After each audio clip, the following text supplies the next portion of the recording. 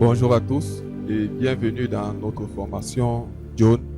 Nous avons dans notre dernière vidéo créé déjà notre premier web service des propriétaires.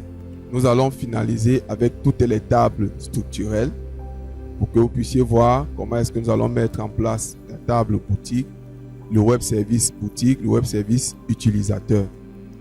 Mais avant cela, nous allons apporter quelques petites modifications à la structure de notre base de données, car nous allons en fait corriger une erreur de conception qui est très fréquente dans les logiciels de gestion commerciale multi-boutique.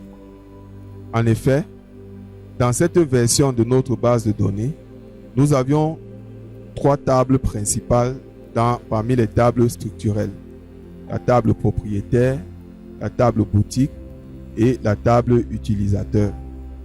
Le problème de conception qu'il y a ici est que l'utilisateur est directement lié à la boutique. Ceci veut dire que chaque utilisateur ne peut intervenir que dans une seule boutique. Concrètement, cela signifiait que si un propriétaire possède plusieurs boutiques, il faudrait pour cela qu'il ait plusieurs comptes pour gérer chaque boutique. Par exemple, s'il a 3 boutiques, il devait avoir 3 comptes différents pour accéder à chaque boutique.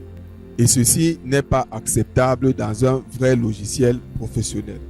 Un propriétaire doit pouvoir se connecter à toutes ses boutiques lorsqu'il se connecte à notre système.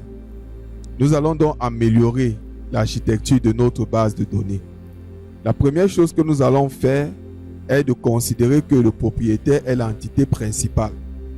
Ici, c'est le propriétaire. Tout le système est basé sur le propriétaire. Chaque propriétaire peut donc posséder plusieurs boutiques. Ensuite, les utilisateurs ne seront plus directement liés aux boutiques, mais ils seront liés aux propriétaires. Cela signifie que tous les utilisateurs créés dans le système appartiennent au propriétaire, et dont le propriétaire aura et les boutiques et les utilisateurs, ce qui fait qu'il pourra créer d'autres utilisateurs qui pourront être soit ses administrateurs, soit ses vendeurs, et ainsi de suite. Et tous ceux-ci sont sous le même propriétaire. Ensuite, pour gérer l'accès aux boutiques, nous allons introduire une nouvelle table que nous allons appeler, ce sera une table liaison, et cette table va s'appeler utilisateur boutique. Donc à partir de cette table, nous aurons les utilisateurs d'une boutique pour que chaque utilisateur soit bloqué à une seule boutique. Grâce à cette approche, un propriétaire pourra se connecter avec un seul compte et accéder à toutes ses boutiques. Mais il pourra aussi créer des utilisateurs, par exemple des caissiers ou des gestionnaires, et leur donner accès à certaines boutiques, à une ou plusieurs. Nous allons donc travailler cela. Ce que nous allons faire dans un premier temps, nous allons supprimer la liaison qu'il y a entre boutique et utilisateur. Venir dans le fichier utilisateur, supprimer le ID boutique.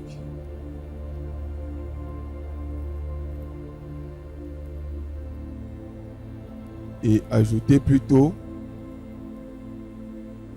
ID propriétaire.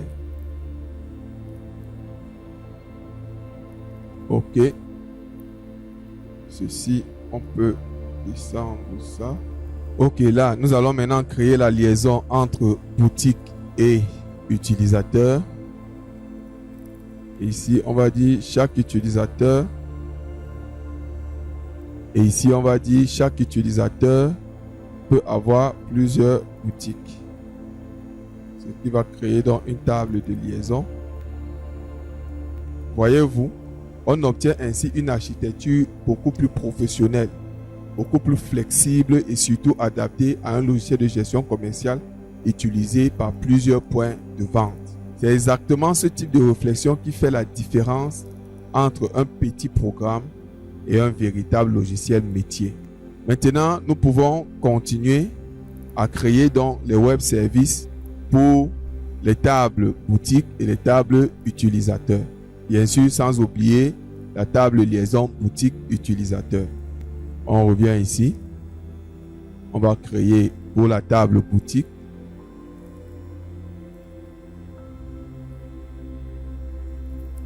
Tout y est.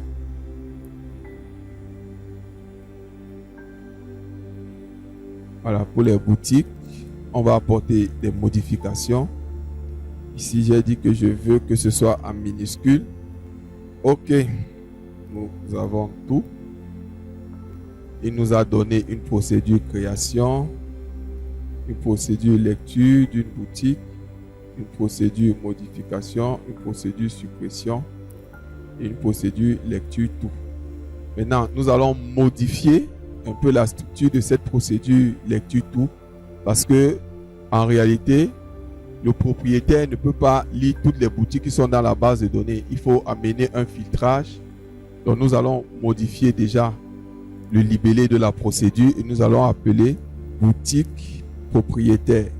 Et ici, nous allons lui donner une variable NID propriétaire qui est l'identifiant du propriétaire. Ici, nous allons préciser que c'est un entier. OK. Là maintenant, on va juste modifier un peu la structure ici. Nous allons lui dire que on peut soit créer une requête pour lui demander de sélectionner toutes les boutiques de ce propriétaire-là. Donc, on crée une requête. Dans la requête, on va récupérer les boutiques et on va filtrer les boutiques pour un seul propriétaire.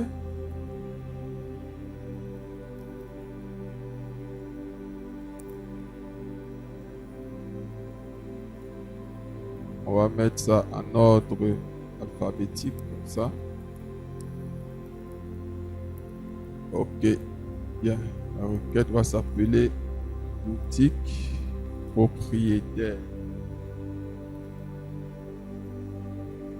OK. On va donc modifier la structure de notre procédure. Et ici, on va dire H exécute requête.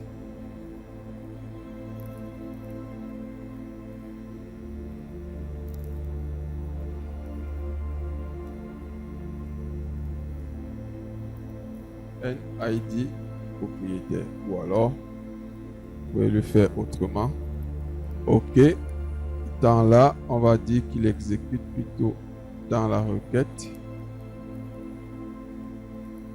Voilà. Et là, on va un peu changer cette structure. On va prendre ça. On revient. Vraiment, c'est pas compliqué. Ce sont des choses que vous connaissez certainement. Donc, l'objet ici, c'est le CL. Et ici, c'est ça. C'est tout. Voilà notre procédure boutique propriétaire. Le reste vraiment sans changement. Il va renvoyer ici les boutiques d'un seul propriétaire. Et là, on va revenir dans l'API qui a été créée. Ici, il récupère les boutiques d'un propriétaire puisqu'on a renommé. On a renommé cette procédure. Il faut la fixer puisqu'il ne la connaît plus. On va dire que c'est boutique propriétaire. Voilà. Et j'ai dit qu'ici, nous allons ajouter toujours cette variable John API. Maintenant, il est toujours bon de cliquer ici pour que s'il y a une valeur que vous avez ajoutée, qu'il prenne ça en compte comme variable. Quand vous cliquez donc là, il ajoute ça comme variable. Et ici, on va plutôt dire boutique propriétaire. C'est important de le noter comme ça pour qu'il n'y ait pas de confusion avec celui-ci, avec le get boutique NID boutique. OK. Maintenant, on va changer toutes les autres. Quand il enregistre une boutique, on n'a pas changé cette procédure, mais on va juste ajouter la variable, la constante plutôt John API. Pareil pour ici.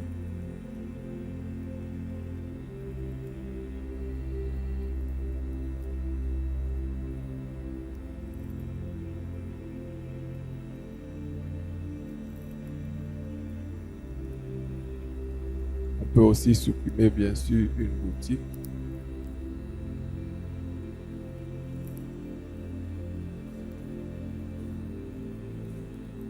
Ok, on a fini avec les boutiques.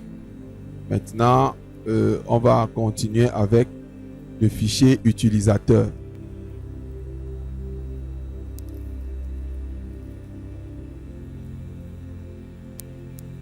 On a sélectionné utilisateur et ici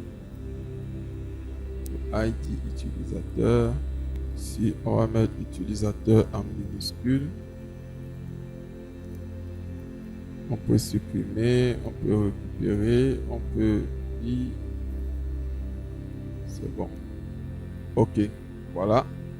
Vraiment, ici, on ne touche rien. La création, c'est bon. La lecture d'un utilisateur, c'est bon. La modification, c'est bon. La suppression aussi. Maintenant, lecture tout. On ne va pas lire tous les utilisateurs. On va lire l'utilisateur d'un propriétaire. Il va prendre pour variable un ID propriétaire qui est un entier. Ok, on va faire comme nous avons fait tout à l'heure, créer une requête qui va récupérer les utilisateurs d'un propriétaire. Ici, on sélectionne et on va ici prendre ID propriétaire. On va les filtrer, les trier par nom. Ici, ils ont le même nom par logique. La requête étant créée, on revient sur notre API. Ici, on va exécuter la requête. C'est cette requête qu'on exécute ici. Et ici, on va récupérer ceci. On remplace ça ici. Et là, on fait ça. Et on donne ça. Ok, c'est bon. Il va charger le tableau et il renvoie la liste des utilisateurs. Ça, c'est bon. Maintenant, nous revenons ici pour faire comme nous avons fait tout à l'heure. Ce n'est plus lecture tout, c'est plutôt utilisateur propriétaire. Ok. Et ici, on va ajouter une nouvelle constante. Ici, on va dire utilisateur propriétaire. On lui donne une variable.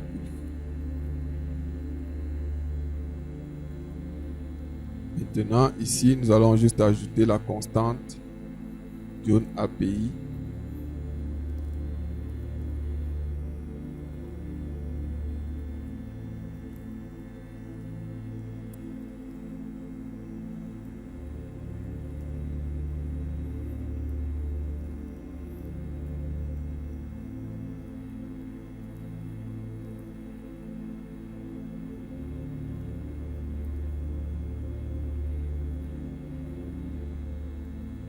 Ok, on ajoute encore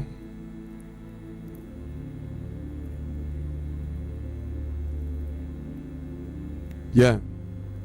Nous avons terminé avec tout ça. Maintenant, il faut enregistrer un utilisateur dans une boutique. Donc, nous allons aller maintenant dans la table boutique utilisateur. On revient ici.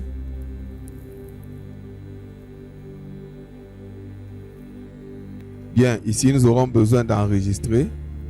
On n'a pas besoin de lire un enregistrement. On n'a pas besoin de modifier, mais on a besoin de supprimer et de tout lire. Ok. On aura donc boutique utilisateur. Bien, ici, nous allons apporter quelques modifications à la suppression. Parce que la suppression ici va rechercher le NID d'un utilisateur. Or, on veut qu'il recherche le ID d'un utilisateur qui est lié à une boutique. On va lui donner une deuxième variable qui va s'appeler NID boutique. Et ici, on va lui donner les deux variables. Maintenant, on entre dans cette procédure. Ici, on lui précise qu'il lui faut 2 variables. Bien, ici, ID boutique utilisateur. Donc ici, on aura ID boutique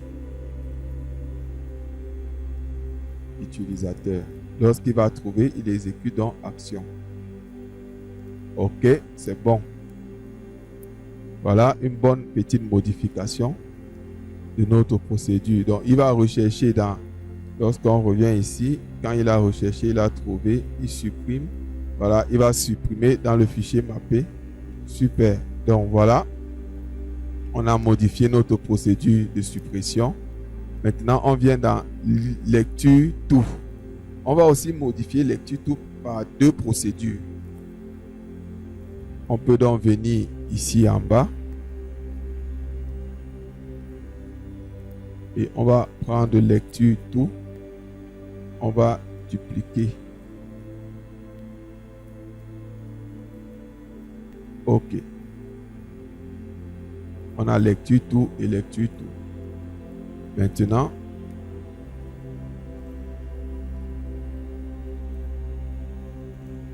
on va prendre le premier lecture tout ou le lecture tout 1. Ici, ça va plutôt s'appeler utilisateur d'une boutique. Ici, on aura la liste des utilisateurs d'une boutique. Et donc, ici, on doit lui envoyer une variable, c'est le NID boutique. Il y a un entier. Ici, c'est les utilisateurs qui sont dans une boutique ici. Donc, on peut créer dans la requête. Maintenant, regardez bien. Puisque nous voulons les utilisateurs, cette table doit renvoyer la liste des utilisateurs. Ceci étant, on va donc changer ceci comme ça. Puisqu'on doit renvoyer la liste des utilisateurs d'une boutique. OK. Et ici, on va changer comme ceci. On prend ça. Maintenant, on va prendre ceci.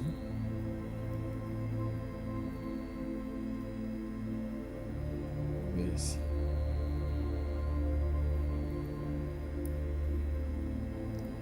Maintenant, comment est-ce que nous allons faire cela? Nous allons aller dans créer une requête où il doit sélectionner les utilisateurs qui appartiennent à une seule boutique. On vient ici dans boutique utilisateur. On lui demande de sélectionner les utilisateurs d'une seule et même boutique. Si la variable est P, ID boutique. Ici, on va dire utilisateur boutique.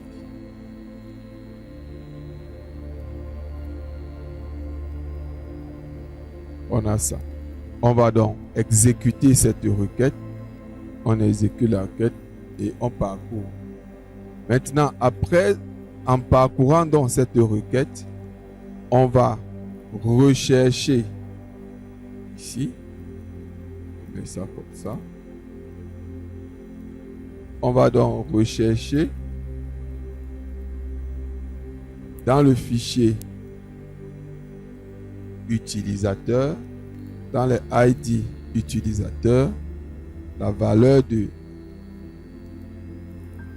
.id utilisateur.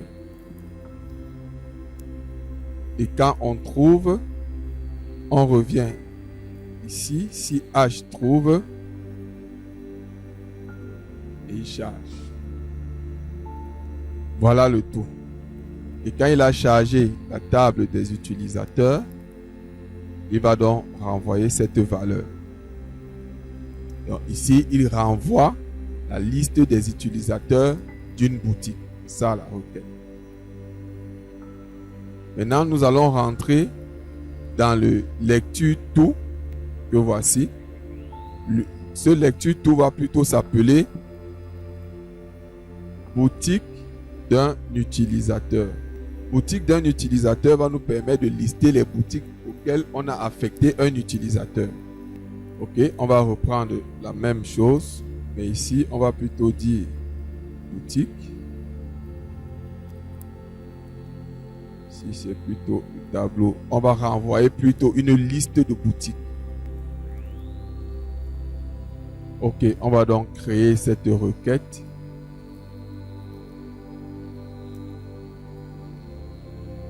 Ici, on veut les boutiques d'un utilisateur.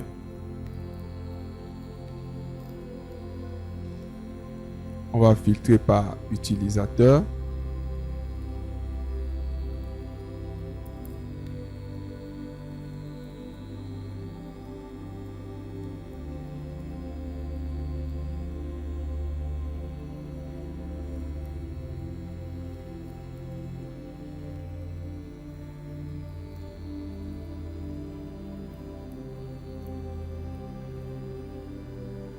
Ok.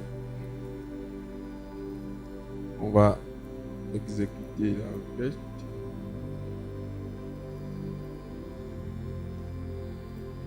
Boutique utilisateur, requête par défaut, NID utilisateur. Pour tout, il va donc se mettre ici. Ashley recherche premier dans boutique, la rubrique boutique.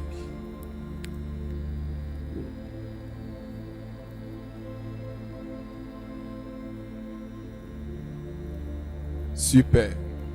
Bien, voilà comment vous pouvez modifier les procédures de votre web service pour que ça réponde aux besoins que vous recherchez. On aurait pu aussi faire autrement.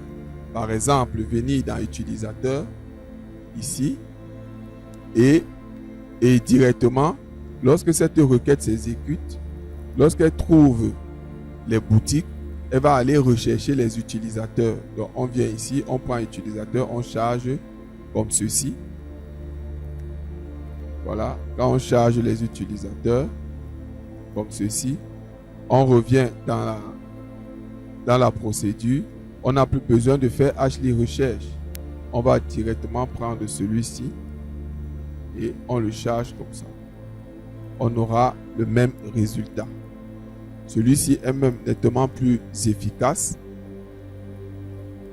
Voilà, on aurait pu faire comme ceci directement. On va faire pareil de ce côté. On va récupérer les boutiques.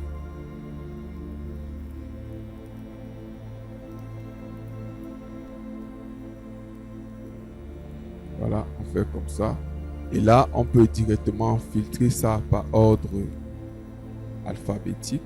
Ici aussi, faire pareil, filtrer par ordre de nom. Maintenant, revenir ici, dire qu'on n'a plus besoin de ceci. Là, on fait ça simplement. Voilà, on revient donc sur le web service et on commence à appliquer tout ce que nous avons fait. Ici, c'est pour enregistrer. Ici, c'est pour supprimer. On n'a rien changé là. On va juste ajouter la constante John. Comme vous savez. Voilà. On fait pareil ici. Non, ici à la suppression.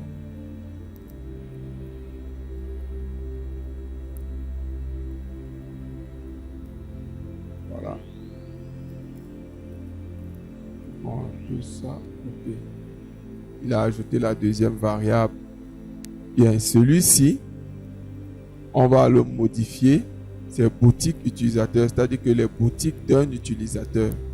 Comme on veut les boutiques d'un utilisateur, on va donc venir ici, on choisit sa procédure. On veut les boutiques d'un utilisateur, c'est ça ici. OK. Quand on vient là, on lui dit donc qu'on ajoute d'abord la constante John et de lui donner une variable. Super. Puisque nous sommes ici, boutique utilisateur, je vais dupliquer celui-ci que nous venons de faire. Et lui maintenant, on va l'appeler. On va d'abord dire que sa procédure, c'est plutôt utilisateur boutique ici. Voilà. Et ici, on va plutôt dire que c'est utilisateur boutique. On supprime cette variable et on lui demande de mettre la bonne variable. Voilà. J'espère que vous arrivez à suivre ce qui se passe. Voilà, on a ici utilisateur boutique, la liste de tous les utilisateurs d'une boutique. Et ici, dans boutique utilisateur, nous avons la liste des boutiques d'un utilisateur. Et là, on peut les supprimer à notre guise. Donc voilà, nous avons terminé avec les tables conceptuelles et leur web service. Nous pouvons déjà mettre tout ceci en ligne. Voilà. Maintenant, on déploie tout. OK, notre déploiement est terminé et nous allons passer à la phase de test. Comme je vous avais dit, les points d'accès continuent de s'amonceler au fur et à mesure que nous les créons. Nous pouvons donc créer une boutique par exemple. On vient en poste. Pour créer une boutique, on va mettre les valeurs. OK, nous avons tapé les paramètres d'une boutique.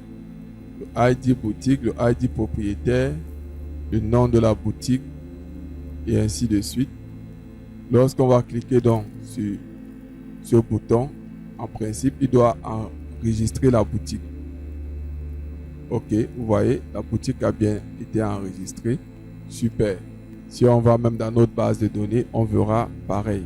Je vous laisse donc tester chacun de ces points d'accès pour me donner les résultats en commentaire. Avant de nous séparer, je vous laisse avec cet exercice à faire. Dans la classe multi-utilisateur, créez la procédure login qui va vérifier les paramètres de connexion d'un utilisateur. Notez que cette procédure prendra en compte deux paramètres, scompte et spassword, et doit renvoyer les informations de l'utilisateur s'il existe. Sinon, il ne renvoie rien. Après, créez le point d'accès de cette procédure. Faites-en les tests. À la fin, envoyez les captures vidéo suivies d'explications dans le groupe Telegram créé à cet effet. Le lien est dans la description. Bien vouloir vous inscrire à cette formation. Merci d'avoir suivi cette vidéo. Ne manquez pas de vous abonner. Ne manquez pas de vous inscrire. Ne manquez pas de commenter. Ne manquez pas de liker.